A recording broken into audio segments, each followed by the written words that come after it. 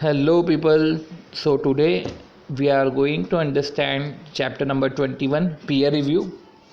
अब peer review जो है peer review के जो questions हैं हम प्रैक्टिस मैनुअल इसमें कवर करेंगे एंड इससे जो स्टडी मटेरियल में जो भी स्टफ़ है उसको Q&A फॉर्मेट में प्रैक्टिस मैनुअल में दे के रखा है.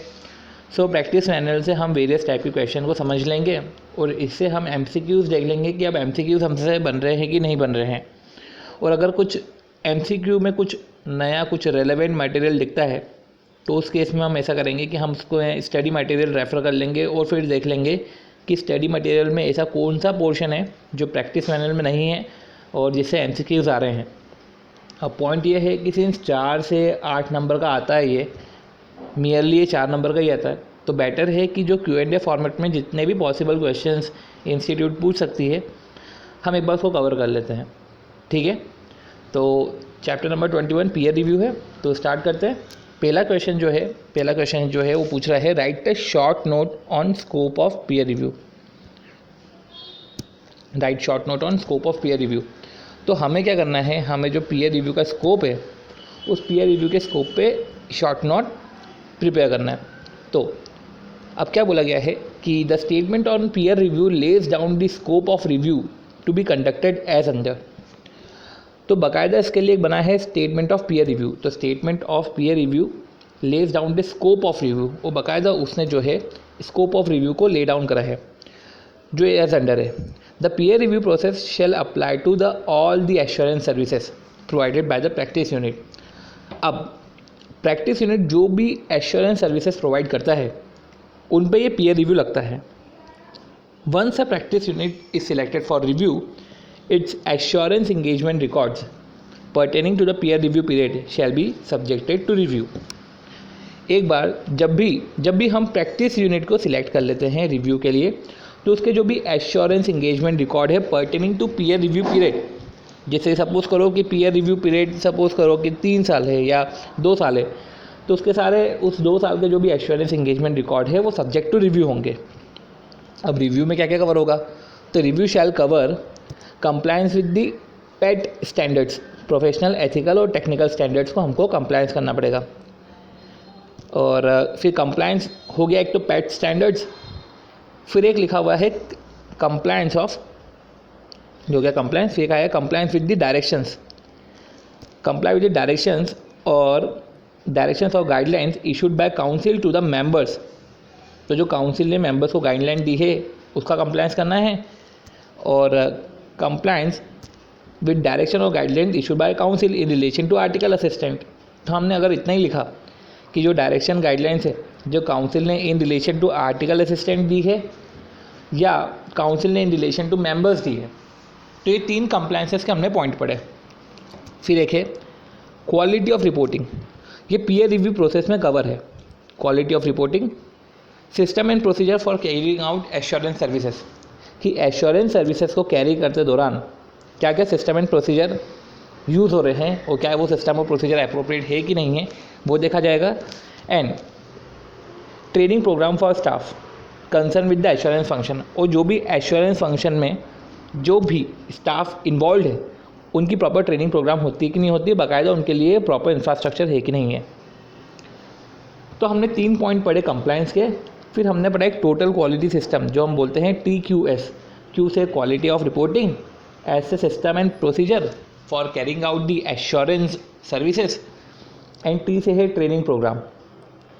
तो सिस्टम एंड प्रोसीजर में क्या था कि एश्योरेंस सर्विसेज करने के दौरान जो आप सिस्टम और प्रोसीजर यूज़ करते हैं वो अप्रोप्रिएट है कि भी नहीं है, वो इफ़िशिएंट है कि भी नहीं है. तो ये सब चीज़ें देखनी पड़ती है और ये पीयर रिव्यू के स्कोप में कवर है. सो हमने पढ़े कंप्लायंस के 3 पॉइंट और एक हमने पढ़ा टोटल क्वालिटी सिस्टम TQS, जिसमें T से है ट्रेनिंग प्रोग्राम फॉर स्टाफ जो कंसर्न है एश्योरेंस फंक्शन के रिस्पेक्ट में, and availability of appropriate infrastructure. ठीक है, फिर हमने पढ़ा Q से कंप्लायंस ऑफ रिपोर्टिंग, कि रिपोर्टिंग का प्रॉपरली कंप्लायंस हो रहा है कि नहीं हो रहा है. और S से है system and procedure for carrying out assurance services, properly system and procedure carry out हो रहे हैं कि नहीं हो रहे. फिर राइट अ शॉर्ट नोट. ये शॉर्ट नोट किस पे है, write a short note on technical, ethical, professional standard as per the statement of peer review. अब जो भी स्टेटमेंट ऑफ पीयर रिव्यू ने इशू करके रखे हैं, स्टेटमेंट ऑफ पीयर रिव्यू ने बाकायदा प्रोफेशनल, एथिकल और टेक्निकल स्टैंडर्ड्स इशू करके रखे हैं, तो उसके रिस्पेक्ट में हमको शॉर्ट नोट देना है। अब टेक्निकल, प्रोफेशनल और ethical standards as per the statement of peer review, as per the statement professional, ethical, technical standard means, तो उसमें क्या क्या कवर है। अभी आपने ही बोला ना कि कंप्लायंस करना पड़ता है प्रोफेशनल, एथिकल और टेक्निकल स्टैंडर्ड्स का, इधर लिखा हुआ ही है। तो प्रोफेशनल, एथिकल, टेक्निकल स्टैंडर्ड्स में कवर क्या है, तो सिंपल सी बात है, हम नॉर्मल समझ लेते हैं जो एएस है, ठीक है। अभी जो एएस है ये इशू कौन करता है, ये इशू करता है ICAI। इस पे आया था MCQ कि एएस इशू कौन करता है। एएस क्या करता है, प्रिस्क्राइब बाय ICAI बोल सकते हैं और notified by central government. Central government official gazette में नोटिफाई करता है, पर जो रेकमेंड करता है और जो इशू करता है वो ICAI करता है, पर ये सारे काम जो है वो नोटिफाइड करता है सेंट्रल गवर्नमेंट। फिर एएस के बाद आ गया स्टैंडर्ड्स ऑफ ऑडिटिंग। एक तो अकाउंटिंग स्टैंडर्ड्स हो गए, अब दूसरा है स्टैंडर्ड्स।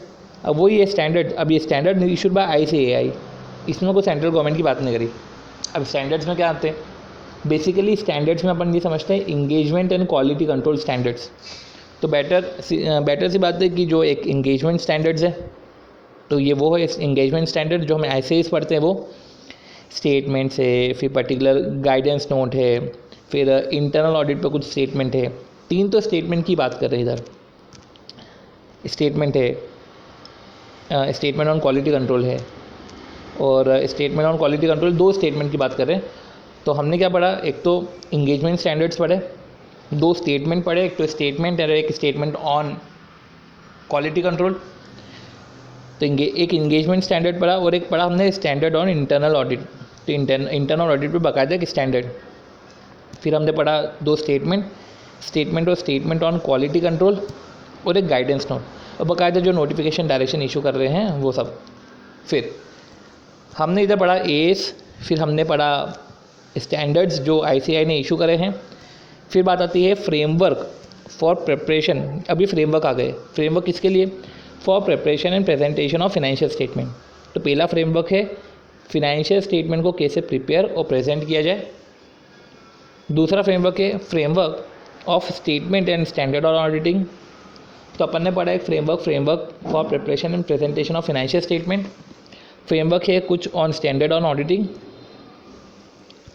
फिर standard on assurance engagement, standard on quality control, guidance note on related service issued from time to time by the institute of chartered accountant of India, and framework for assurance engagement. तो कितने सारे framework हमने पढ़े। हमने पहले framework for preparation and presentation of financial statement. फिर हमने पढ़ा framework of statement and standard on auditing. Framework of statement, तो framework of statement and standard on auditing, standard on assurance engagement, standard on quality control, guidance note on related services issued from time to time by institute of chartered accountant of India. तो framework किस पे है, on preparation and presentation of financial statement. Framework एक और है framework of statement and standard on auditing. फिर बाकी ने फिर फ्रेमवर्क ऑन स्टेटमेंट और स्टैंडर्ड ऑफ ऑडिटिंग की बात करी, फिर हमने स्टैंडर्ड ऑन क्वालिटी कंट्रोल की बात करी, SAEs की बात करी, गाइडेंस नोट की बात करी ऑन रिलेटेड सर्विसेज। तो guidance note on related services जो इशू करे गए हैं, तो इसकी बात कर ली इधर। फिर आया इधर provisions of various statutes and regulations. तो प्रोविजंस की बात करें इधर, प्रोविजंस को कंप्लाई करना पड़ता है regulation which are applicable in the context of specific engagement being reviewed. तो जो भी पर्टिकुलर इंगेजमेंट है, जो पर्टिकुलर इंगेजमेंट बीइंग रिव्यूड है, तो उसके रिस्पेक्ट में जो भी प्रोविजंस ऑफ रिलेवेंट स्टैट्यूट्स जो लगते हैं, तो जो पर्टिकुलर स्पेसिफिक इंगेजमेंट है, तो स्पेसिफिक इंगेजमेंट कौन कौन से रिलेवेंट स्टैट्यूट्स लगते हो, बाकायदा उसके provision regulation which are applicable in the context of specific engagement being reviewed including guidelines, notification, direction, ये सब है। तो इन शॉर्ट हमने क्या पढ़ा है, हमने फ्रेमवर्क्स पढ़े हैं, प्रोविजंस ऑफ रेलेवेंट स्टैट्यूट्स का हमको कंप्लायंस करना है। तो दो फ्रेमवर्क थे, framework for preparation presentation financial statement, फिर फ्रेमवर्क ऑफ स्टेटमेंट, एंड फिर स्टैंडर्ड ऑन ऑडिटिंग और एश्योरेंस सर्विसेज, स्टैंडर्ड और क्वालिटी कंट्रोल, और रिलेटेड सर्विस के रिस्पेक्ट में भी फ्रेमवर्क इशू करे गए हैं, गाइडेंस नोट इशू करे हैं, और स्टैंडर्ड्स एस हमने पढ़ा। फिर हमने फ्रेमवर्क हमने प्रोविजन फॉर रिलेवेंट स्टैट्यूज पढ़ा और regulation applicable in the context of specific engagement, तो वो सब हमने देखा। अब स्पेसिफिक इंगेजमेंट के रिस्पेक्ट में जो भी रेलेवेंट स्टैट्यूज थे, वो रेलेवेंट स्टैट्यूज के रिस्पेक्ट में हमने प्रोविज़न पढ़े। ठीक है, अब हम क्वेश्चन नंबर 3 करते हैं। क्वेश्चन नंबर 3 क्या बोलता है? A practicing chartered accountant is appointed to conduct the peer review of another practicing unit. तो एक प्रैक्टिसिंग चार्टर्ड अकाउंटेंट है, उसको अपॉइंट किया गया है to conduct the peer review, तो उसको पीयर रिव्यू कंडक्ट करना है ऑफ अनदर प्रैक्टिस यूनिट। तो कौन कौन से एरिया कवर करेगा? Should review in the assessment of independence. अब उसको वहाँ के उसके प्रैक्टिस यूनिट के इंडिपेंडेंस को असेस करना है, तो कौन कौन से एरियाज़ को वो कवर करेगा। ठीक है, तो हम समझते हैं कि कौन कौन से एरियाज़ को वो कवर करेगा for assessment of independence of practice unit. The reviewer should carry out the compliance review of 5 general control. तो जो रिव्यूअर है उसको एक कंप्लायंस रिव्यू करना चाहिए। कंप्लायंस रिव्यू किसका करना चाहिए? Of 5 general control. तो ये देखना चाहिए कि 5 जनरल कंट्रोल का कंप्लायंस हो रहा है कि नहीं हो रहा है। तो 5 जनरल कंट्रोल है: independence, maintenance of professional skills and standards, outside consultation, staff supervision and development, and office administration, and evaluate the degree of reliance to be placed upon them. 5 general control है। सबसे पहले उसको देखना पड़ेगा कि independence है कि नहीं है प्रैक्टिस यूनिट की, maintenance of professional skills and standards है कि नहीं है, मेंटेनेंस ऑफ प्रोफेशनल स्किल्स और स्टैंडर्ड्स है कि भी नहीं है, outside consultation, staff supervision and development और ऑफिस एडमिनिस्ट्रेशन। तो 5 चीज़ें कौन कौन सी होगी? वापस रिसाइड कर लेते हैं: independence, maintenance of professional skills and standard, outside consultation, staff supervision and development and office administration. तो इस तरीके से हमने 5 जनरल कंट्रोल हमने पढ़े। And evaluate the degree of reliance to be placed upon them. फिर हमको समझना है कि हम उसका कितना रिलायंस, हम उस पर हमने जनरल कंट्रोल का कंप्लायंस जब चेक करा, फिर हम उसको ये देखते हैं कि हम कितना डिग्री ऑफ रिलायंस उन पर रखें। The degree of reliance will ultimately affect the attestation service engagement to be reviewed. जो डिग्री ऑफ रिलायंस है वो अल्टीमेटली क्या अफेक्ट करेगा? The attestation service engagement to be reviewed. अगर कंप्लायंस ज़्यादा है या डिग्री ऑफ रिलायंस ज़्यादा है तो जो अटेस्टेशन सर्विस एंगेजमेंट है उसको ईजिली हम रिव्यू कर सकते हैं, अदरवाइज हमको डिटेल में इसको रिव्यू करना पड़ेगा। तो बेसिकली बात है, डिग्री ऑफ रिलायंस जो है वो attestation service engagement to be reviewed पे अफेक्ट तो करेगा। तो हमने इधर 5 जनरल कंट्रोल की बात करी। अब practicing chartered accountant should review the following control in respect of assessment of independence of practice unit. अब जब उसको असेसमेंट ऑफ इंडिपेंडेंस करना है, जब उसको प्रैक्टिस यूनिट की इंडिपेंडेंस को असेस करना है, तो सिंपल सी बात है कि जब वो प्रैक्टिस यूनिट के इंडिपेंडेंस को असेस करेगा तो उसको कौन कौन से कंट्रोल को रिव्यू करना पड़ेगा। सबसे पहले, does the practice unit have a policy to ensure integrity, objectivity, independence on the part of partner and staff who are responsible for the policy. सबसे पहले उसको असेसमेंट में ये चेक करना पड़ेगा कि क्या प्रैक्टिस यूनिट के पास पॉलिसी है, वो पॉलिसी जो इंश्योर करती है इंडिपेंडेंस को, ऑब्जेक्टिविटी को एंड इंटीग्रिटी को on the part of partner and staff. तो क्या कंपनी में पॉलिसी है, और अगर है तो उस पॉलिसी के लिए रिस्पॉन्सिबल कौन है। फिर ये जो पॉलिसी है, ये सबसे पहले हम चेक करें कि पॉलिसी है कि भी नहीं है। फिर हम ये चेक करते हैं कि does the practice unit communicate this policies and the expected standards of the professional behaviour to all staff. ये जो पॉलिसी बनाई हुई है, मियरली बनाना ही हमारा काम थोड़ी ना, बाकायदा इसको कम्युनिकेट भी करना हमारा काम है। तो does the practice unit communicate this policies, क्या प्रैक्टिस यूनिट इस पॉलिसीज़ को कम्युनिकेट करती है। And the expected standard of professional behaviour to all staff. ठीक है, तो does the practice unit communicate this policies. ठीक है, और क्या हमने स्टाफ को बता के रखा है कि किस तरीके के आपको प्रोफेशनल बिहेवियर को आपको केटर करना है, किस टाइप के प्रोफेशनल बिहेवियर को आपको करना है, जो फॉलो करना है आपको। फिर does the practice unit monitor the compliance and with policies and procedure. क्या जो प्रैक्टिस यूनिट है, हमने पॉलिसी बनाई, बाकायदा हमने पॉलिसी को कम्युनिकेट भी करा प्रैक्टिस यूनिट, हमने स्टाफ को क्या वो स्टाफ वो पॉलिसी एंड प्रोसीजर को कंप्लायंस कर रही है कि नहीं कर रही, उसको मॉनिटर करो रिलेटिंग टू इंडिपेंडेंस। और does the practice unit periodically review the practice units association with client, क्या प्रैक्टिस यूनिट अपने क्लाइंट के एसोसिएशन को पीरियोडिकली रिव्यू करती है कि नहीं करती है, to ensure objectivity and independence. तो सिंपल सी बात है, ऑब्जेक्टिविटी एंड इंडिपेंडेंस करने के लिए आपको अपने क्लाइंट के साथ एसोसिएशन को रिव्यू करना पड़ेगा। तो क्या प्रैक्टिस यूनिट रिव्यू करती है कि नहीं करती है प्रैक्टिस यूनिट का एसोसिएशन विद क्लाइंट। तो ऐसे करते हुए हमने 4 चीज़ें पढ़ी। तो पहली चीज़ क्या थी, हमने पहली चीज़ ये पढ़ी कि 5 जनरल कंट्रोल जो है वो हमको रिव्यू करने पड़ते हैं। एक तो इंडिपेंडेंस है, आउटसाइड कंसल्टेशन है, मेंटेनेंस ऑफ प्रोफेशनल स्किल्स है, फिर स्टाफ सुपरविजन एंड डेवलपमेंट है, और एक ऑफिस एडमिनिस्ट्रेशन है। तो ऐसा करते हुए आप इसका निमोनिक बना सकते हैं, जो हम इसको देख लेंगे। फिर हमने पढ़ा कि जब आपको इंडिपेंडेंस चेक करना पड़ता है तो आपको फॉलोइंग कंप्लायंसेस करने पड़ते हैं। सबसे पहले कि आपको ये देखना पड़ता है कि पॉलिसी है कि भी नहीं है for ensuring integrity, objectivity and independence. अगर पॉलिसी है तो क्या पार्टनर स्टाफ ने उसको कम्युनिकेट करा है कि नहीं करा है, तो क्या प्रैक्टिस यूनिट ने उसको कम्युनिकेट करा है कि नहीं करा है, वो कम्युनिकेट करने के बाद क्या उसको बताया कि नहीं बताया स्टाफ को कि ये प्रोफेशनल बिहेवियर आपको फॉलो करना है, और बाकायदा उसके बाद मॉनिटर कर रहे हो कि नहीं कर रहे हो कि वो कंप्लायंस भी कर रहे हैं कि नहीं कर रहे हैं। मियादी बोलना भी इनफ नहीं होता है, हमको ये भी चेक करना पड़ता है कि वो कंप्लायंस कर रहे हैं कि नहीं कर रहे हैं। और फिर दस the practice unit periodically review the practice unit association. तो क्या प्रैक्टिस यूनिट जो है पीरियोडिकली रिव्यू करते हैं क्या जो अपने प्रैक्टिस यूनिट का एसोसिएशन क्लाइंट। तो इस तरीके से हमने 3 क्वेश्चंस पढ़ लिए। अब right short note on focus of peer review. इसके पहले जो हमने पढ़ा था वो पढ़ा था हमने scope of peer review, right. हमने इसके पहले पढ़ा था स्कोप ऑफ पीयर रिव्यू। तो जो स्कोप ऑफ पीयर रिव्यू में है वही चीज़ फोकस ऑन पीयर रिव्यू में है। तो हम उसको काट देते हैं ताकि हमने उसको उधर भी पढ़ा है। फिर काट देते हैं तो हमको ये समझ में आ जाएगा कि स्कोप एंड फोकस एक ही बात होती है। ये जूम क्यों नहीं, ये जूम आउट क्यों नहीं हो रहा है, 1 मिनट। हाँ ऐसे ही करना पड़ेगा, ठीक है, ओके ब्रोज। तो अभी हम ठीक है, ओके। तो right short note on focus of peer review. तो सिंपल सी बात है यार, ये तो पूरा रिपीटेड ही है, तो अपन को फटाफट देख लेते हैं कि स्टेटमेंट ऑफ पीयर रिव्यू के अकॉर्डिंग जो है पीयर रिव्यू का मतलब क्या होता है।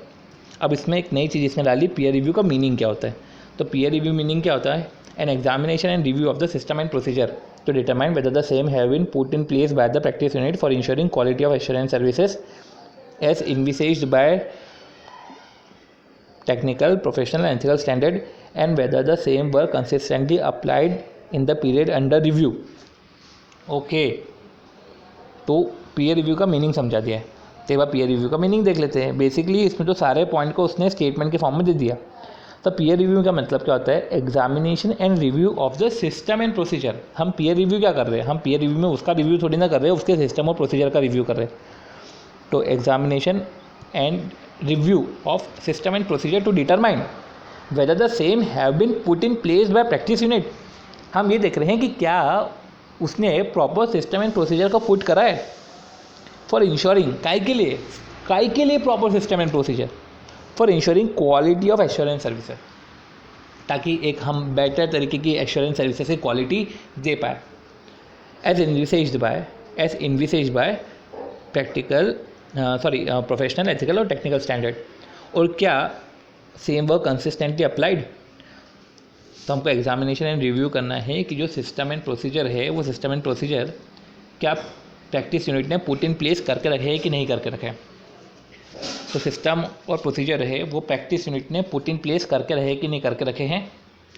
तो हमको वो एग्जामिन और रिव्यू करना है कि जो पर्टिकुलर सिस्टम और प्रोसीजर है whether the same have been put in place by the practice unit। काय के लिए हम ये सिस्टम एंड प्रोसीजर कर रहे हैं, for ensuring the quality of assurance services as envisaged by the pat standard. और क्या वेदर हम इसको कंसिस्टेंटली अप्लाई कर रहे हैं कि भी नहीं कर रहे हैं। अब रिव्यू में क्या क्या कवर होगा, तो वही अपन ने पढ़ा था कि प्रोफेशनल, एथिकल, टेक्निकल स्टैंडर्ड का कंप्लायंस करना है। फिर कंप्लायंस में अपन ने पढ़ा था कि 3 कंप्लायंसेस है। कंप्लायंस विद द डायरेक्शन और गाइडलाइन जो इंस्टीट्यूट काउंसिल ने मेंबर के लिए रिस्पेक्ट में इशू करी है। अरे ये क्या चल रहा है, तो काउंसिल ने जो मेंबर के रिस्पेक्ट में इशू करी है। फिर हमने पढ़ा था कंप्लायंस विद द डायरेक्शन, ठीक है, कंप्लायंस विद द डायरेक्शन और गाइडलाइन जो काउंसिल ने आर्टिकल के रिस्पेक्ट में इशू करी है। फिर हमने पढ़ा था एक टोटल क्वालिटी सिस्टम फिर हमने पढ़ा था कि ट्रेनिंग प्रॉपर हो रही है कि नहीं हो रही है, बाकायदा अप्रोप्रिएट इंफ्रास्ट्रक्चर अवेलेबल है कि नहीं है, क्यों से क्वालिटी ऑफ रिपोर्टिंग और सिस्टम एंड प्रोसीजर जो है वो प्रॉपर है कि भी नहीं है। अब explain the collection of evidence bye peer reviewer. जब पीयर रिव्यूअर जब एविडेंसेस को कलेक्ट करता है तो किस तरीके से एविडेंसेस को कलेक्ट करता है, ये हमने इसका भी पढ़ा है इसका में, बट इसका के साथ साथ हमने बहुत सारी जगह पढ़ा है। वो बेसिक तरीका है कि पीयर रिव्यूअर जब वो पीयर रिव्यू करता है तो कलेक्शन ऑफ इन्फॉर्मेशन कैसे करता है। तो कलेक्शन ऑफ इन्फॉर्मेशन कैसे करता है, तो सबसे पहले इंस्पेक्शन, ऑब्जर्वेशन, ये क्या चल रहा है, इंस्पेक्शन, ऑब्जर्वेशन, इंक्वायरी और ओके ठीक है। तो या तो इंस्पेक्ट कर लो, तो इंस्पेक्शन तो डिटेल में ही होता है, या तो आप देख लो, ऑब्जर्वेशन कर लो, या तो आप इंक्वायरी कर लो। इंक्वायरी मतलब पूछताछ, इंस्पेक्शन होती है जांच पड़ताल करना, और ऑब्जर्वेशन होता है मियरली देखना। तो इस तरीके से पीयर रिव्यूअर एविडेंस कलेक्ट कर सकता है। तो inspection mainly consist the examination of document and other record maintain by practice unit. तब इंस्पेक्शन में क्या करेंगे, हम एग्जामिन ही तो करेंगे किसका, डॉक्यूमेंट का जो वर्किंग पेपर है, और जो प्रैक्टिस यूनिट ने वर्किंग पेपर के साथ हम इसमें बोल रहे हैं कि वर्किंग पेपर के साथ अदर रिकॉर्ड्स जो हमको इंस्पेक्ट करें, जो हमको एग्जामिन करने हैं, वो इधर कवर है। फिर observation consist of witnessing a procedure और process being perform by others.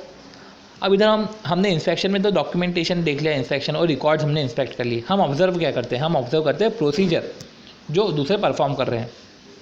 जैसे कि हमने ऑन साइट रिव्यू करा, बेसिकली ना जब हम ऑन साइट रिव्यू करते हैं तो ये परफॉर्मेंस ऑफ इंटरनल कंट्रोल देखा जाता है।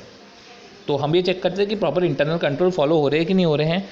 तो बेसिकली उसको डॉक्यूमेंटेशन से नियरली रिलाई नहीं कर सकते, हमको बाकायदा ऑब्जर्व भी करना पड़ता है कि बाकायदा ये इंटरनल कंट्रोल है कि भी नहीं है, जब हम ऑन साइट रिव्यू कुछ कर रहे हैं तो। फिर इंक्वायरी से आप अप्रोप्रिएट इन्फॉर्मेशन को सीख कर सकते हो, ठीक है, या पार्टनर से सीख कर लो या किसी आप नॉलेजेबल पर्सन से सीख कर लो। और इंक्वायरी भी आप कैसे कर सकते हो, आप क्वेश्चन आयर उनके सामने रख दो। अब वो क्वेश्चन आयर के थ्रू इंक्वायरी करना ज़्यादा बेटर तरीका होता है। तो वाइल ऑब्जर्वेशन एंड इंक्वायरी, अब ये ऑब्जर्वेशन एंड इंक्वायरी की बात कर रहा है कि जब while observation and inquiry may be considered as external independent sources. इस पे एमसीक्यू आया था कि जो एक्सटर्नल इंडिपेंडेंट सोर्सेस है वो होते हैं ऑब्जर्वेशन और इंक्वायरी, पर जो इंस्पेक्शन है वो तो इंटरनल ही होगा क्योंकि डॉक्यूमेंट और रिकॉर्ड्स तो इंटरनल रहते हैं, पर जो ऑब्जर्वेशन और इंक्वायरी है ये एक external independent sources of review है। अब inspection remains the most significant method for confirming the effective observation of control procedure. अब हमने क्या पढ़ा था कि हम जो ऑब्जर्वेशन करते हैं, ऑब्जर्वेशन में हम विटनेस करते हैं प्रोसीजर का, और प्रोसीजर जनरली इंटरनल कंट्रोल का। तो कभी आए एग्ज़ाम में यार इंटरनल कंट्रोल के रिस्पेक्ट में कौन सी मेथड से हम एविडेंस कलेक्ट करें वो ज़्यादा अप्रोप्रिएट है, तो हम बोल देंगे कि यार ऑन साइट रिव्यू हो रहा है तो बेटर है कि हमको सिर्फ विटनेस ही करना है इंटरनल कंट्रोल को, तो हम ऑब्जर्वेशन कर लेते हैं, हम चेक कर लेते हैं परफॉर्मेंस ऑफ इंटरनल कंट्रोल। पर इधर बोला गया है कि जो ऑब्जर्वेशन और इंक्वायरी है वो एक एक्सटर्नल इंडिपेंडेंट सोर्सेस है। और इंस्पेक्शन क्या करता है, inspection remain the most significant method, और सिग्निफिकेंट मेथड ये है for confirming the effective observation of control procedure in the practice unit. अब इधर उन्होंने इंस्पेक्शन को बोल दिया। अब सिंपल सी बात है, अगर अब हम टेक्स्ट पे जाए तो इधर सिंपल सी बात है, मोस्ट सिग्निफिकेंट मेथड कभी लिखा हुआ आ जाए तो अपन लिख देंगे इंस्पेक्शन, और जनरली हम इसमें ऑब्जर्वेशन यूज़ करते हैं। तो inspection remains the most significant method for confirming the effective observation of control procedure in the practice unit. अब वापस आ गई ऑब्जर्वेशन एंड इंक्वायरी के बारे में बातें कि ऑब्जर्वेशन इंक्वायरी में also corroborate the evidence provided by the inspection.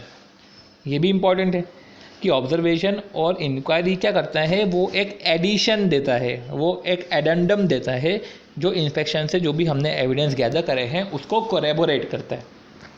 The reviewer in order to carry out the review effectively should have an understanding of the documentation maintain by the practice unit. अब जो reviewer है जब carry करता है review in order to carry out review effectively should understand the documentation maintain by the practice unit. तो उसको समझना पड़ेगा कि प्रैक्टिस यूनिट डॉक्यूमेंटेशन कैसे मेंटेन करती है, ठीक है। तो इंस्पेक्शन से तो समझ में आ ही जाएगा। तो हमने एविडेंस कैसे कलेक्ट करे, हमने इंस्पेक्शन करा डॉक्यूमेंट और रिकॉर्ड का, हमने ऑब्जर्वेशन करा कंट्रोल प्रोसीजर का, ऑन साइट रिव्यू के दौरान हमने इंक्वायरी करी। तो इंक्वायरी में हमने ये करा था कि यार हमको जब क्वेश्चन आयर के थ्रू हमने इंक्वायरी करी और हमने अप्रोप्रिएट इन्फॉर्मेशन को सीख करा। फिर ऑब्जर्वेशन एंड इंक्वायरी जो होती है ये एक एक्सटर्नल कन्फर्मेशन प्रोसीजर है, और जो इंस्पेक्शन का ही जो इंस्पेक्शन से जो एविडेंस मिलते हैं उसका कोरेबोरेटिव द एविडेंस, तो उसका एडेंडम है, और इंस्पेक्शन जो है वो मोस्ट सिग्निफिकेंट मेथड है। And right short note on reporting stage of peer review. अब पॉइंट ये आता है कि इस पर शॉर्ट नोट लिखना है हमको, reporting stage on peer review. तो reporting stage on peer review में बाकायदा रिव्यू करने के बाद, ऑन साइट रिव्यू करने के बाद हमको रिपोर्ट तो करना ही पड़ता है ना, तो वो रिपोर्टिंग स्टेज की बात कर रहे हैं।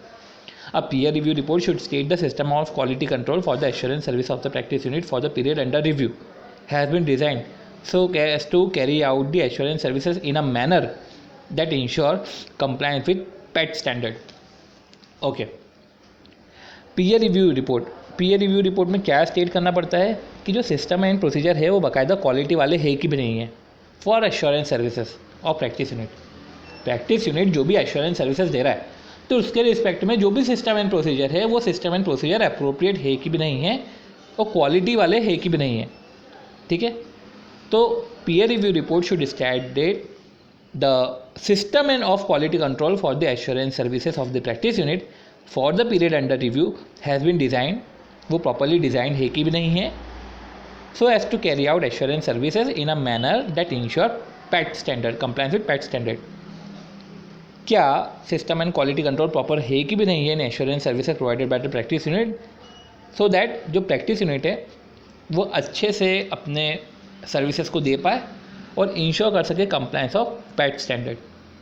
तो सिंपल सी बात है, दो चीज़ें हमको देखनी पड़ती है कि एक सिस्टम ऑफ क्वालिटी कंट्रोल और सिस्टम एंड प्रोसीजर देखना पड़ता है, ताकि जो पीयर रिव्यू है, जो प्रैक्टिस यूनिट जब भी एश्योरेंस सर्विसेज दे तो वो इंश्योर करे कंप्लायंसेस। ऐसा क्वालिटी कंट्रोल सिस्टम होना चाहिए ताकि कंप्लायंसेस इंश्योर हो जाए ऑफ पैट स्टैंडर्ड। और हमने पैट स्टैंडर्ड के बारे में पता है कि पैट स्टैंडर्ड में क्या क्या चीज़ें आती है, कि एस आते हैं, एसेस आते हैं, गाइडेंस नोट आते हैं, और फिर हमने पढ़ा था कि गाइडेंस नोट के बाद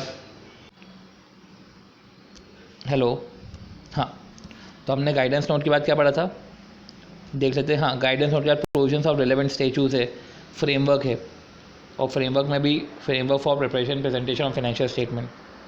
तो ये सब चीज़ें हमने समझी थी, इसका कंप्लायंस इंश्योर करना। अब peer review report shall address the compliance report, compliance of 5 general control.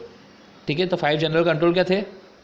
Independence, maintenance of professional skill and standard, outside consultation, और फिर आता है staff recruitment, development and supervision. तो staff recruitment, supervision and development, staff को recruit करना, उसको supervise करना, उसको डेवलप करना, और ऑफिस एडमिनिस्ट्रेशन।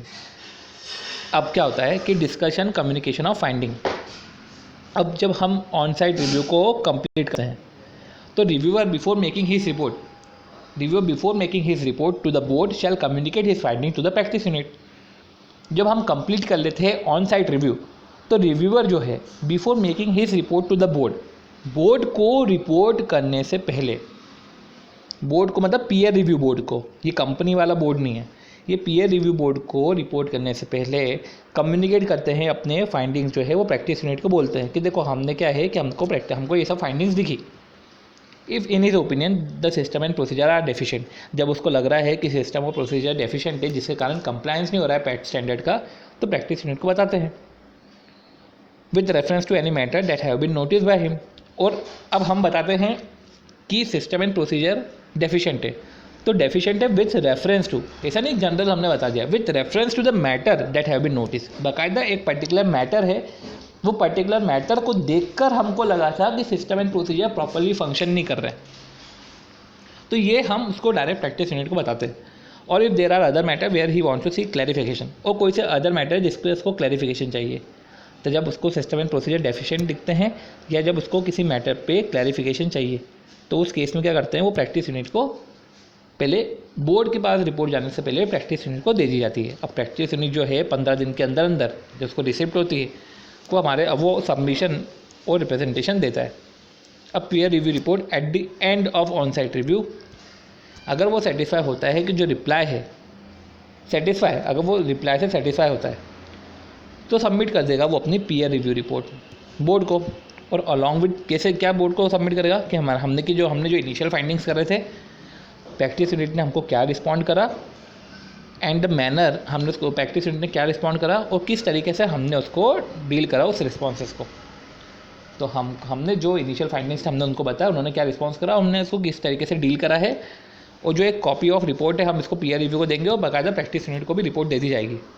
पर अगर हम सेटिस्फाइड नहीं हो तो अकॉर्डिंगली फिर पीयर रिव्यू रिपोर्ट की जगह पीयर रिव्यू रिपोर्ट में हम मॉडिफाइड रिपोर्ट दे देंगे to the board incorporating the reason for the same, कि हमको इनिशियल फाइंडिंग्स दिखे थे, उनके रिस्पॉन्स से हम सेटिस्फाइड नहीं है और किस तरीके से हमने डील करा। तो incorporating his reason for the same the reviewer shall also submit initial finding, वही initial finding, response and the manner जिससे हमने डील करा, और कॉपी जो है प्रैक्टिस यूनिट को दे देंगे।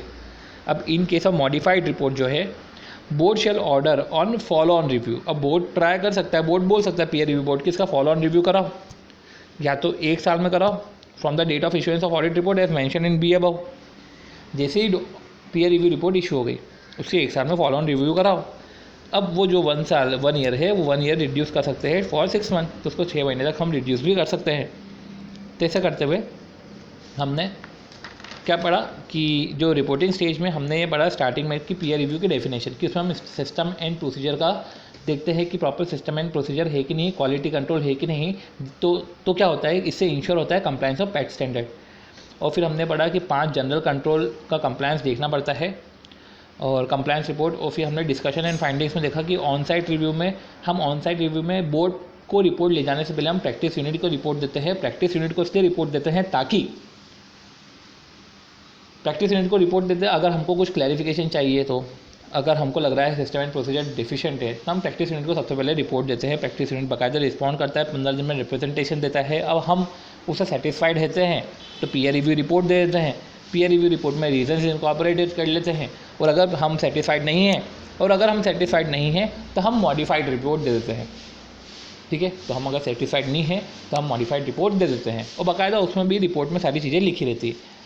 तो इस तरीके से हमने जो है ये रिपोर्टिंग स्टेज बताया। और फिर मॉडिफाइड रिपोर्ट के बाद हम फॉलो ऑन रिव्यू हो सकता है, जो 1 साल के बाद, 1 साल में जब date of receipt of report, तो date of issue of report की, जैसे आपने पीयर रिव्यू रिपोर्ट इशू करी उसके 1 साल में आप फॉलो ऑन ऑडिट कर सकते हो, फॉलो ऑन रिव्यू कर सकते हो, या वो 1 साल के पीरियड को 6 महीने कर सकते हैं। अब explain the objective of peer review. तो हम पीयर रिव्यू का ऑब्जेक्टिव क्या है, हम पीयर रिव्यू जो कर रहे हैं उसका ऑब्जेक्टिव क्या है। तो the main objective of peer review is to ensure that carrying out assurance services assignment. तो मेन ऑब्जेक्टिव जो पीयर रिव्यू का है, to ensure that carrying out assurance service engagement.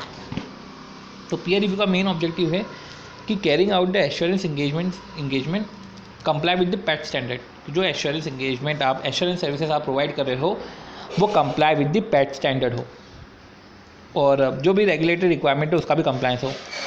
Proper system हो, तो have in place proper system included documentation there of to amply demonstrate the quality of assurance services. एक proper system हो जिसमें documentation proper तरीके से हो, to amply demonstrate the quality of assurance services, जो clear cut demonstrate करता है quality of assurance services के रिस्पेक्ट में। ठीक है, अब प्राइमरी, एक मिनट, तो अब बात आती है कि जो प्राइमरी ऑब्जेक्टिव होता है पीयर रिव्यू का is not to find out deficiency. हमको कोई डेफिशिएंसी थोड़ी ना फाइंड आउट करना है, but to improve the quality of service. Basically हमको तो क्वालिटी ऑफ सर्विस इंप्रूव करना है जो रेंडर करी है मेंबर ने of the profession. The statement of peer review also make it clear that the peer review does not seek to redefine the scope and authority of technical standard specified by the council. Okay, तो हमने क्या पढ़ा कि thus the primary objective of peer review is not to find out deficiency. उसका deficiency find out करने का meaning नहीं रहता है, but to improve the quality of services render by the member of the profession. The statement of peer review make it clear that the peer review does not seek to redefine the scope and authority of the technical standards specified by the council, but seek to enforce them within the parameter prescribed by the technical standard. Statement of peer review clearly state करता है कि हम जो है हमको redefine the scope नहीं करना है ऑफ अथॉरिटी, हमको रीडिफाइन नहीं करना है स्कोप एंड अथॉरिटी को as specified of the technical standard.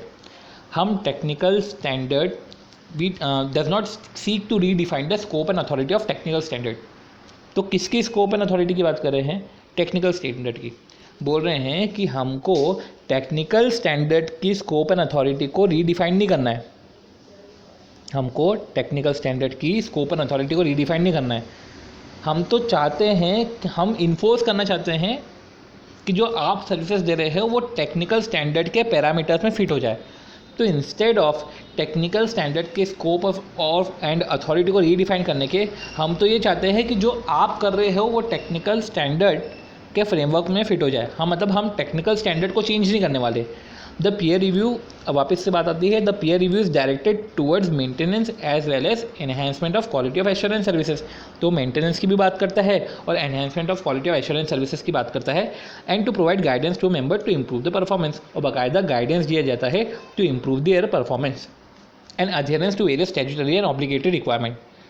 Such an objective of the peer review process make it employee clear that the reviewer is not going such an objective of peer review process make it imply clear that reviewer is not going to sit on the judgment of practice unit। तो इससे एक clear cut दिख रहा है peer review process make it employee.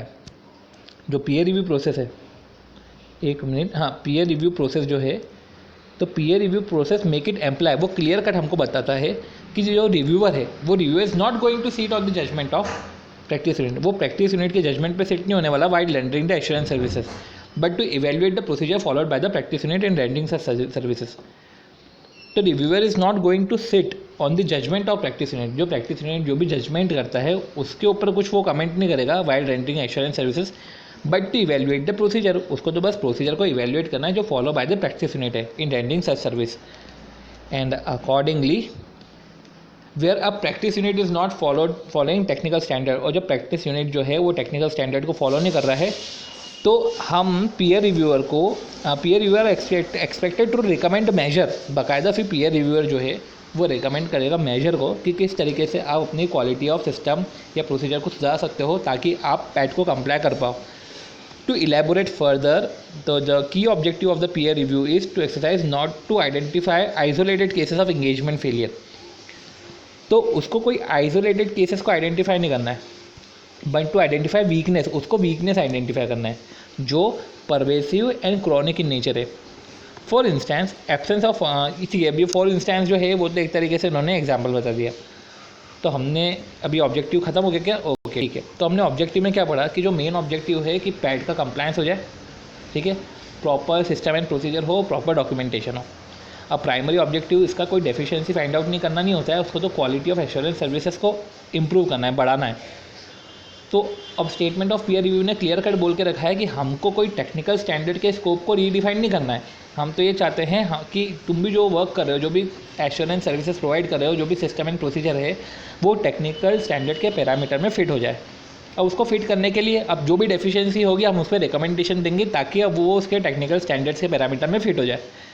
अब peer review जो है वो इन्हांस करता है क्वालिटी ऑफ एश्योरेंस सर्विसेज को। तो पीयर रिव्यू क्या करता है, उसका directed toward the maintenance and enhancement of quality of assurance services, वो परफॉर्मेंस इंप्रूव करने पे ज़्यादा ध्यान देता है। Such an objective of the peer review process make it imply that the peer reviewer is not going to sit on the judgement of practice unit. और ये clear cut employee हो रहा है कि जो पीयर रिव्यूअर है वो peer reviewer practice unit के जजमेंट पे सेट नहीं करता है, बस उसका ध्यान तो ये है कि practice unit properly system and procedure use कर रहा है कि नहीं कर रहा है in rendering such service. And accordingly where a practice unit is not followed by the technical standard, और जब practice unit accordingly when a practice unit is not following technical standard, the reviewer are expected to recommend measure। और जब practice unit technical standards को follow नहीं कर रहे हैं या नहीं कर पा रहे हैं तो उस केस में जो है पीयर रिव्यूअर वो स्टैंडर्ड्स को रिकमेंड करेगा। And to elaborate further, the key objective of peer review exercise is not to identify isolated cases. बाकायदा आइसोलेटेड केसेस को आइडेंटिफाई करना उसका ऑब्जेक्टिव नहीं है, उसका ऑब्जेक्टिव तो ये है कि वीकनेस आइडेंटिफाई करना जो परवेसिव एंड क्रोनिक है। फिर short note on peer review. तो short note on peer review हम देख लेते हैं कि जो पीयर है, एक मिनट, कि जो पीयर है, पीयर का मतलब होता है पर्सन ऑफ सिमिलर स्टैंडिंग, मतलब हमारे जैसे लोग, एक जैसे पोजीशन पे। और रिव्यू मतलब क्या होता है, री एग्जामिनेशन करना या रेट्रोस्पेक्टिव इवेल्युएशन करना of subject matter in general. तो इन जनरल अगर हम पीयर रिव्यू देखें, इधर तो हमने टेक्स्ट को रीडिफाइन कर लिया, क्योंकि रिव्यू करके तो रिव्यू मतलब री एग्जामिनेशन या री इवेल्युएशन। अब in general for professional peer review का मतलब होता है, फॉर प्रोफेशनल का पीयर रिव्यू का मतलब क्या होता है, review of work done by the professional. जो प्रोफेशनल ने वर्क डन करा है उसको रिव्यू करना कौन करेगा, by another professional of similar standing. A peer review is defined as regulatory mechanism for monitoring the performance of professional for maintenance quality of services. So peer review is defined as regulatory mechanism for monitoring the performance of professional.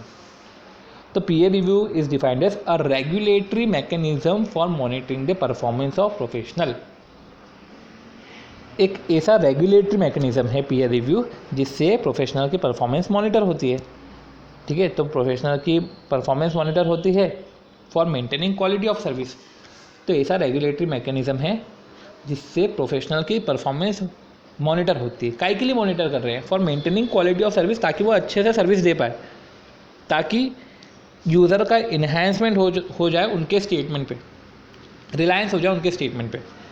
तो as per this statement of peer review issued by the ICAI, peer review का मतलब होता है कि means an examination and review of system and procedure to determine whether the same have been put in place by the practice unit for ensuring quality of assurance services। तब हम system and procedure को examine करते हैं और check करते हैं कि क्या proper system and procedure put in place हुए हैं ताकि वो क्वालिटी ऑफ एश्योरेंस सर्विस दे पाए as envisaged by technical professional ethical standard. और क्या वो कंसिस्टेंटली अप्लाई कर रहे हैं कि नहीं कर रहे हैं, प्रॉपर सिस्टम फॉलो कंसिस्टेंटली कर रहे हैं कि नहीं कर रहे हैं, और प्रॉपर कंप्लायंस हो रहा है कि नहीं हो रहा है कंसिस्टेंटली। तो कंसिस्टेंसी भी देखी जाती है। The examination and review of the practice unit could be carried out by reviewer. अब जो एग्जामिनेशन है वो रिव्यूअर कैरी आउट करता है, और रिव्यूअर कौन है, a member selected from panel of reviewer. बाकायदा एक पैनल होती है, उस पैनल से रिव्यूअर को सिलेक्ट किया जाता है। The term practice unit means members in practice whether practicing individually और फर्म ऑफ चार्टर्ड अकाउंटेंट। तो ऐसे करते हुए हमने पढ़ा कि पीयर का हमने डेफिनेशन पढ़ा सिमिलर स्टैंडिंग, और रिव्यू का मतलब पढ़ा हमने सिमिलर स्टैंड जो है री एग्जामिनेशन या रेट्रोस्पेक्टिव वैल्यूएशन। और फिर हमने पीयर रिव्यू की डेफिनेशन एक समझी। पीयर रिव्यू की डेफिनेशन में हमने पढ़ा एक रेगुलेटरी मैकेनिज्म है जो प्रोफेशनल के जो परफॉर्मेंस है उसको मॉनिटर करता है। काय के लिए मॉनिटर कर रहा है प्रोफेशनल के परफॉर्मेंस को, ताकि वो चेक कर रहा है कि क्वालिटी ऑफ सर्विसेज है वो प्रॉपरली दे पा रहे हैं कि नहीं दे पा रहे, with an objective that enhance the Reliance place by the users of the financial statement, ताकि यूजर्स का उन ऑडिटर पर भरोसा भी हो जाए। तो यूजर्स ऑफ फाइनेंशियल स्टेटमेंट का इन्हेंसमेंट ऑफ रिलायंस, ताकि यूजर्स ऑफ फाइनेंशियल स्टेटमेंट का उन रिपोर्ट पर भरोसा हो और वो बेटर तरीके से इकोनॉमिक डिसीजन मेकिंग कर पाए। और फिर स्टेटमेंट ऑफ पीयर रिव्यू में हमने समझा कि स्टेटमेंट ऑफ पीयर रिव्यू में ये बोला जाता है कि पीयर रिव्यू का मतलब जो होता है वो examination and review of system and procedure है। तो हम एग्जामिन और रिव्यू क्या कर रहे हैं, सिस्टम एंड प्रोसीजर का। फिर हम ये चेक कर रहे हैं कि क्या सेम पुट इन प्लेस हुआ है टू इंश्योर, तो proper system and procedure put in place होना चाहिए to ensure quality of assurance services, और फिर comply with the pact standard. और बाकायदा वो कंसिस्टेंटली अप्लाई हो रहा है कि नहीं हो रहा है, पीयर रिव्यूअर को बाकायदा पैनल ऑफ रिव्यूअर से सिलेक्ट किया जाता है। फिर write a short note on preliminary report, हमको शॉर्ट नोट देना है प्रीलिमिनरी रिपोर्ट पे। तो in the process of peer review after completing the on site review, जब हम ऑन साइट रिव्यू कर देते हैं तो reviewer if in the opinion of reviewer, तो जब अगर रिव्यूअर को लग रहा है इफ़ इन द ओपिनियन कि सिस्टम एंड प्रोसीजर जो है ना वो शायद डेफिशिएंट है, वो कंप्लायंस नहीं कर रहे हैं, या उसे किसी मैटर पे क्लैरिफिकेशन चाहिए, तो हमने क्या पढ़ा, system and procedure are deficient and non compliance. अब वो डेफिशिएंट है और नॉन कंप्लायंट है with reference to any matter. तो हमने कोई सा मैटर देखा, उस मैटर को देखकर हमको लग रहा है कि सिस्टम एंड प्रोसीजर जो है वो डेफिशिएंट है और नॉन कंप्लायंस है, और या तो उसको किसी अदर मैटर पे क्लैरिफिकेशन चाहिए, तो बाकायदा रिव्यूअर जो है कम्युनिकेट करेगा प्रीलिमिनरी रिपोर्ट को प्रैक्टिस यूनिट के साथ बोर्ड पे ले जाने से पहले। फिर जो तो ठीक है, तो before making his report to board, तो बोर्ड पे ले जाने से पहले वो प्रैक्टिस यूनिट को देगा। However no preliminary report is required in case of no deficiency और non compliance are notice by the reviewer. Okay, okay, मतलब MCQs में गलत था, MCQs में गलत था, नए MCQs जो इशू कर रहे हैं इंस्टीट्यूट ने उसमें गलत था कि however no preliminary report is required in case of no deficiencies और non compliance are notice by the reviewer. तो कोई प्रिलिमिनरी रिपोर्ट की ज़रूरत नहीं है in case of no deficiency और नॉन कंप्लायंस, और अगर आपको कोई डेफिशिएंसी और नॉन कंप्लायंस नहीं दिखे हैं तो आपको प्रिलिमिनरी रिपोर्ट देने की ज़रूरत नहीं है। बट अगर आपको कोई डेफिशिएंसी और नॉन कंप्लायंस नहीं दिखे, पर अगर आपको किसी मैटर पर क्लैरिफिकेशन चाहिए, तो इधर जो लिखा हुआ है कि अगर आपको अदर मैटर्स है जिस पे आपको क्लैरिफिकेशन चाहिए, तो उस केस में फिर आप प्रिलिमिनरी रिपोर्ट दे सकते हो। तो रिव्यूअर जब प्रिपेयर करता है preliminary report should review and assess the conclusion drawn from the review that indicate the deficiencies to be reported upon. The preliminary report is address to the practice unit, बाकायदा practice unit को address होता है। Report apart from mentioning the areas whether system and procedure of practice unit have been found deficient, बाकायदा वो area mention करने पड़ते हैं जहाँ पे डेफिशिएंट है। Should also contain a paragraph that discuss the scope of review, और बाकायदा उसमें एक पैराग्राफ भी डालना चाहिए कंडक्टिंग जिसमें बताया जाएगा कि स्कोप ऑफ रिव्यू में क्या क्या कवर है। अब reviewer draw the conclusion that there existed a limitation on scope of audit, the fact along with such limitation on the scope of review should also be communicated.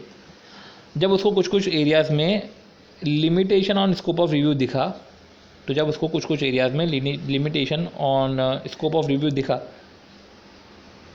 एक minute, तो limitation on scope of review दिखा, तो वो fact, वो cases along with the limitation of scope of review वो सब बताना पड़ेगा। Should also be communicated to the practice unit through preliminary report. तो प्रिलिमिनरी रिपोर्ट में हम 3 चीज़ें बताएंगे। तो 3 चीज़ें कौन सी थी? हमने पढ़ा एरियाज जो डेफिशिएंट है, और एरियाज जो डेफिशिएंट है, फिर बाकायदा हमने बताया कि एक पैराग्राफ कंटेंट होगा जिसमें हम स्कोप ऑफ रिव्यू की बात करेंगे। तो एरियाज जो डेफिशिएंट है, हमारा स्कोप ऑफ रिव्यू क्या है, वो कहीं स्कोप ऑफ लिमिटेशन है, कहीं limitation of scope of review है, तो हम बाकायदा उसको फैक्ट के साथ बताएंगे कि किन किन एरियाज़ में, किन किन फैक्ट में limitation on scope of review था, तो वो भी कम्युनिकेट करेंगे। तो हमने पढ़ा एक तो एरियाज़ जो डेफिशिएंट वाले हैं जहाँ पे डेफिशिएंसी उसको दिखी, और फिर स्कोप ऑफ रिव्यू, और लिमिटेशन और सिचुएशन या fact along with the limitation on the scope of review should also be communicated to the practice unit through preliminary report. The reviewer shall prepare report on the letter head, बाकायदा letter head पर वो report जाएगी। The reviewer should also report should also be dated and also contain the reviewer signature and membership number, बाकायदा उसका signature membership number जाएगा, और reviewer code number allotted by the board, बाकायदा peer review board ने उसको appoint किया होगा तो एक कोड नंबर दिया होगा, तो वो कोड नंबर भी जाता है। तो डेट रहती है, डेट में फिर उसका सिग्नेचर होता है, सिग्नेचर के बाद मेंबरशिप नंबर होता है, और पीयर रिव्यू बोर्ड का कोड नंबर भी होता है। फिर areas excluded from peer review, तो कौन कौन से एरियाज है जो पीयर रिव्यू से एक्सक्लूडेड है। तो पीयर रिव्यू में क्या क्या एक्सक्लूडेड है, मतलब ये आपको चेक ही नहीं करना है। तो सबसे पहले 4 इंगेजमेंट है, वो अपन 4 इंगेजमेंट देख लेते हैं, ठीक है। कौन से इंगेजमेंट है? 4। सबसे पहले टैक्स रिटर्न के इंगेजमेंट है, तो उसमें क्या पीयर रिव्यू करोगे? वो एश्योरेंस सर्विसेज तो है नहीं, क्योंकि हम पढ़ते हैं एश्योरेंस सर्विसेज, तो टैक्स रिटर्न है। कंपाइलेशन ऑफ फाइनेंशियल स्टेटमेंट है, और ड्यू डिलिजेंस का इंगेजमेंट है, और engagement solely to assist the client in preparing, compiling, collating of information other than financial statement। तो एक तो आ गया कंफर्मेशन और कंपाइलेशन ऑफ फाइनेंशियल स्टेटमेंट, या असिस्ट करना क्लाइंट को in preparation, compiling and collating. तो प्रिपेयर करना, कंपाइल करना, कोलेट करना information other than financial statement. तो ये 4 इंगेजमेंट हो गए। टैक्स रिटर्न, तो एक तो हो गया टैक्स रिटर्न, ठीक है, एक हमने पढ़ा तो टैक्स रिटर्न और advising client on taxation matters. फिर कंपाइलेशन ऑन फाइनेंशियल स्टेटमेंट, तो फाइनेंशियल स्टेटमेंट का कंपाइलेशन या other information other than financial statement का compilation, preparation, compilation and collating, और एंगेजमेंट ऑफ ड्यू डिलीजेंस, और फिर एक मैनेजमेंट कंसल्टेंसी एंगेजमेंट। तो ये 5 इंगेजमेंट तो ऐसे ही हो गए। फिर 2 एक्सपर्ट वाले केस आते हैं। Testifying as an expert witness, कि किसी एरिया में आप एक्सपर्ट विटनेस थे, आप विटनेस थे, एक्सपर्ट विटनेस थे, तो उसमें आपसे ओपिनियन लिया होगा कि आप एक्सपर्ट विटनेस है, तो आपके क्या ओपिनियन है, तो उस ओपिनियन को चेक वेक नहीं करेंगे। फिर providing expert opinion on the points of principle, तो testifying as an expert witness, एक तो वो, तो ये पॉइंट थोड़ा सा अच्छा है कि testifying as an expert witness, और फिर एक हमने पढ़ा, हाँ, फिर providing expert opinion on points of principle, कि expert opinion on points such as accounting standard पे आपका क्या एक्सपर्ट ओपिनियन है, और एप्लीकेबिलिटी ऑन सर्टन लॉज, कि वो लॉ जो आप पे एप्लीकेबल होगा कि भी नहीं होगा, on the basis of fact provided by the client, तो जो भी फैक्ट क्लाइंट ने प्रोवाइड करे होंगे उसको देखकर आपने अपना ओपिनियन दिया होगा। तो दो एक्सपर्ट के हो गए, जिसमें इंपॉर्टेंट क्या है, जिसमें इंपॉर्टेंट है testifying as an expert witness. फिर मैनेजमेंट कंसल्टेंसी इंगेजमेंट और रिप्रेजेंटेशन बिफोर वेरियस अथॉरिटीज़, जब आप रिप्रेजेंटेशन का इंगेजमेंट करते हो तो भी वो भी इधर कवर नहीं है रिप्रेजेंटेशन वाला। तो 5 इंगेजमेंट पढ़े थे अपन ने, एक तो टैक्स रिटर्न का इंगेजमेंट, एडवाइस करना, compilation of financial statement, compilation, collecting और preparing information other than financial statement. फिर ड्यू डिलीजेंस का इंगेजमेंट है और मैनेजमेंट कंसल्टेंसी का इंगेजमेंट है। फिर दो एक्सपर्ट के, testifying as an expert witness, और फिर हमने पढ़ा टेस्टिफाइंग एज एक्सपर्ट विटनेस तो है। फिर हमने पढ़ा कि providing expert opinion whether the compliance of AS और certain laws on the basis of fact provided by the client.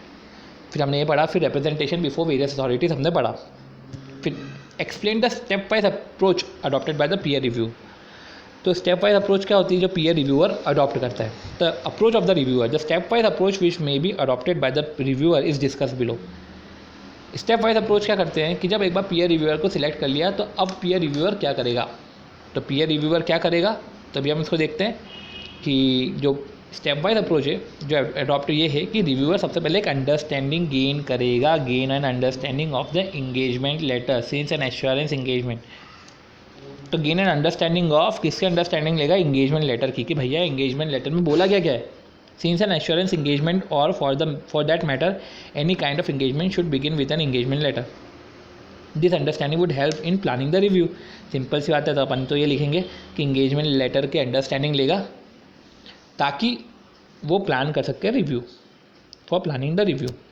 ठीक है, तो एक इंगेजमेंट लेटर के अंडरस्टैंडिंग लेगा which would help in planning the review.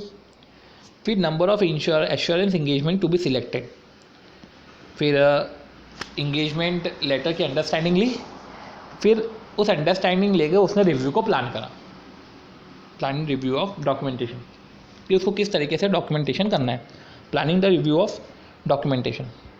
तो रिव्यू ऑफ सिस्टम प्रोसीजर की बात नहीं कर रहा है, वो planning the review of documentation की बात कर रहा है। फिर number of assurance engagement select करेगा, require the exercise of judgement by the peer reviewer based on the evaluation of replies given in the questionnaire. अब वो क्वेश्चनर वो सेंड करेगा, क्वेश्चनर सेंड करेगा इंक्वायरी के लिए, और इंक्वायरी से एविडेंस कलेक्ट करेगा। तो based on the replies given in the questionnaire और based on the size of practice unit जो है वो नंबर ऑफ एश्योरेंस इंगेजमेंट को सिलेक्ट करेगा। To be selected requires the exercise of judgement by the peer reviewer. तो जो number of assurance engagement वो select करता है तो उसमें प्रोफेशनल सिंपल सी बात है, वो तो रिव्यूअर का जजमेंट तो इससे इम्प्लाइड होगा ही होगा। अब जो रिव्यूअर का जजमेंट होगा बेस्ड ऑन द इवैल्यूएशन, वो पहले इवैल्यूएट करेगा कि क्वेश्चन आए कि रिप्लाई क्या है, उसको इवैल्यूएट करेगा, अपना जजमेंट लगाएगा और नंबर ऑफ एश्योरेंस सर्विसेज जो है वो सिलेक्ट करेगा।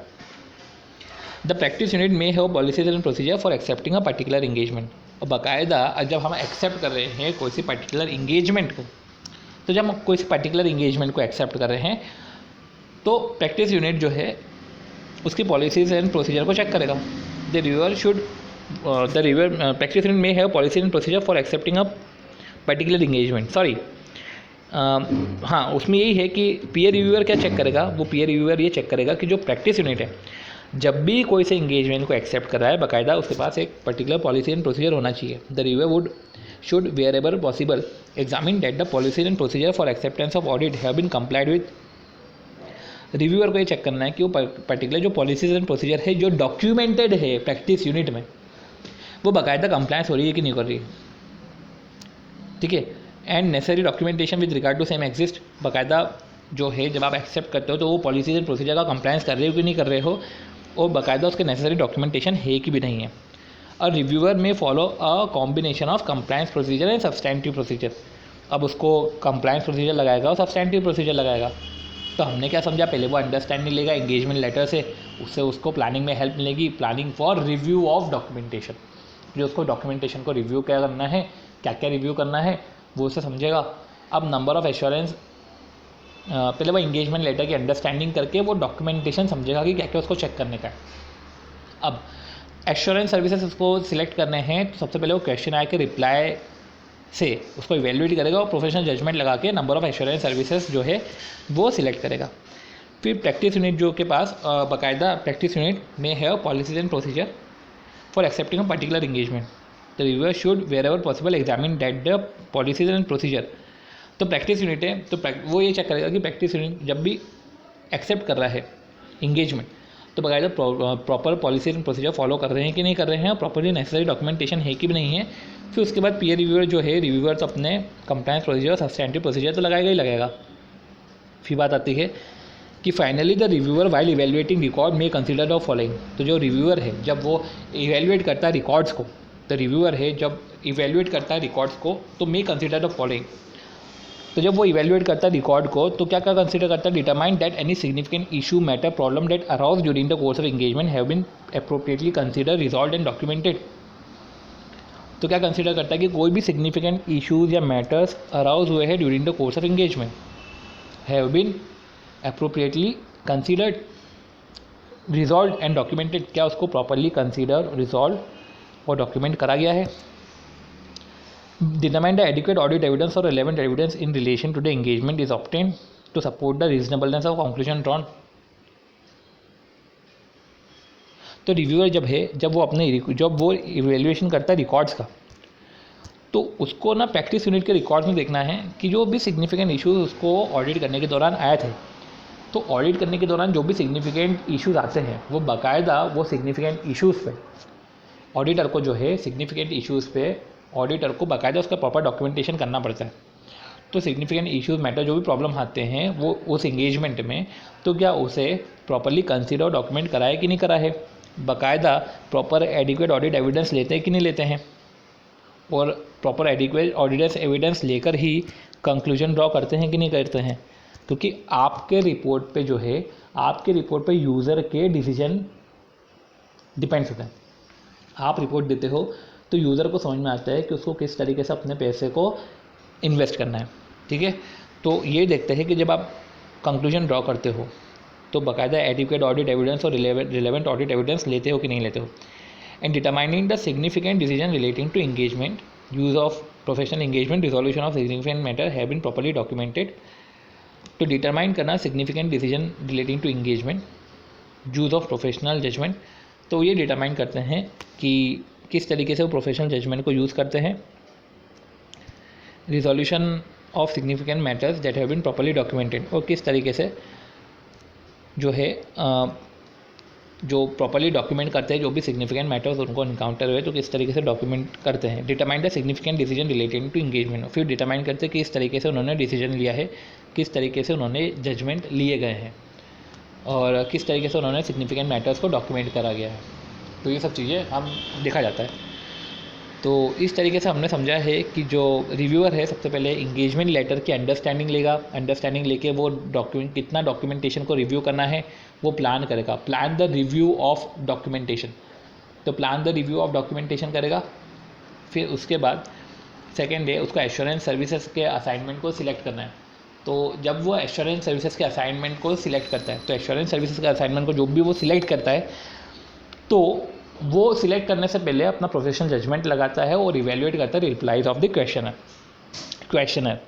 फिर प्रैक्टिस यूनिट जो है प्रैक्टिस यूनिट देखता है कि पीयर रिव्यूअर ये देखता है कि प्रैक्टिस यूनिट के पास प्रॉपर पॉलिसीज एंड प्रोसीजर है कि नहीं है जो वो पर्टिकुलर इंगेजमेंट को एक्सेप्ट कर रहा है। अब बाकायदा वो जो पर्टिकुलर इंगेजमेंट को एक्सेप्ट करता है तो बाकायदा उसके लिए पर्टिकुलर पॉलिसीज एंड प्रोसीजर है कि भी नहीं है, और पॉलिसीज एंड प्रोसीजर जो है वो कंप्लायंस कर रहे हैं कि नहीं कर रहे, उस पर कंसिस्टेंट है कि नहीं है, उसको डॉक्यूमेंटेशन कर रहे हैं कि नहीं कर रहे। और रिव्यूअर जो है वो मे follow a combination of compliance procedure and substantive procedure को कंप्लायंस करते हुए फिर वो ये देखता है जब वो इवेल्युएट करता है रिकॉर्ड्स को तो ये देखता है कि सिग्निफिकेंट इश्यूज़ को प्रॉपरली डॉक्यूमेंट कराए कि नहीं कराए, प्रॉपरली अप्रोप्रिएटली कंसीडर रिजॉल्व और document proper appropriately consider resolve और डॉक्यूमेंट कराए कि नहीं कराए, अप्रोप्रिएटली उसको कंसीडर कराए कि नहीं करा है, सिग्निफिकेंट मैटर्स को रिजॉल्व और डॉक्यूमेंट इसको कराए कि नहीं करा है, और बाकायदा जब भी कंक्लूजन ड्रॉ करते हैं तो रीजनेबल ऑडिट एविडेंस लेकर ही कंक्लूजन ड्रॉ करते हैं ना, वो बाकायदा ऑडिट एविडेंस को पर्टिकुलर डॉक्यूमेंट करा है कि नहीं करा है, किस तरीके से उन्होंने सिग्निफिकेंट डिसीजंस लिए हैं, किस तरीके से उन्होंने सिग्निफिकेंट मैटर्स को रिजॉल्व करा है और डॉक्यूमेंट करा है, तो वो सब चीज़ें रिकॉर्ड में दिख जाती है। तो इस तरीके से हमने पीयर रिव्यू के 11 क्वेश्चंस ओवन करे, जिसमें अपन ने एक स्टेप वाइज अप्रोच देख ली, एरियाज एक्सक्लूडेड देख लिए, प्रिलिमिनरी रिपोर्ट देख ली, right short note on peer review देख लिया, ऑब्जेक्टिव ऑफ पीयर रिव्यू देख लिया हमने, जिसमें हमने की ऑब्जेक्टिव और प्राइमरी ऑब्जेक्टिव देखा था। फिर हमने एक रिपोर्टिंग स्टेज देख ली थी कि रिपोर्टिंग स्टेज में 5 इंटरनल जनरल कंट्रोल है और पीयर रिव्यू किस तरीके से रिपोर्ट देता है पीयर रिव्यूअर, और कलेक्शन ऑफ एविडेंस आप किस तरीके से कर सकते हैं, जिसमें कुछ एक्सटर्नल इंडिपेंडेंट सोर्सेस थे और कुछ ऑब्जर्वेशन इंक्वायरी जो है वो इंस्पेक्शन से जो एविडेंस आते हैं उसको कोरेबोरेट करते हैं। फिर हमने फोकस ऑन पीयर रिव्यू देखा था, फिर फोकस और स्कोप एक जैसे ही थे। फिर आप जब इंडिपेंडेंस का असेसमेंट करते हो तो किस तरीके से करते हो। फिर हमने जो है शॉर्ट नोट देखा प्रोफेशनल एथिकल और टेक्निकल स्टैंडर्ड को, और फिर उसके बाद हमने स्कोप ऑफ पीयर रिव्यू देखा।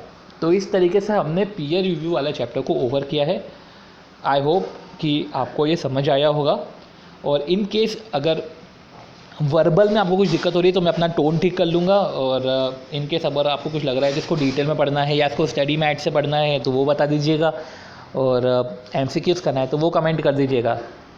तो इस तरीके से हमारा पीयर रिव्यू वाला चैप्टर ओवर होता है, और हमने एक ब्रीफ ओवरव्यू इसका ले लिया है। अब आप इसके MCQs कर सकते हो, और इस पर फिर हम आगे देख सकते हैं कि इस पर अपने को और क्या क्या करना है। ठीक है, तो बाय बाय।